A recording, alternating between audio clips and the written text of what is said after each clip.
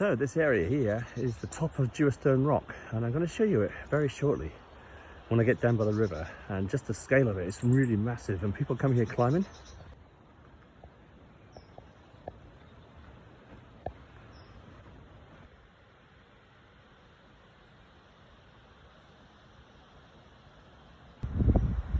And as always, Wilma knows the way.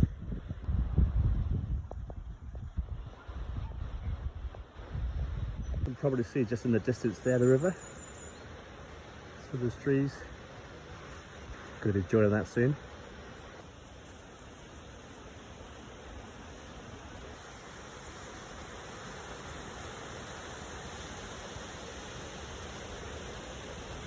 Okay, I'll end it just here, and then I'll do part 2 very, very soon. So keep an eye out for that one.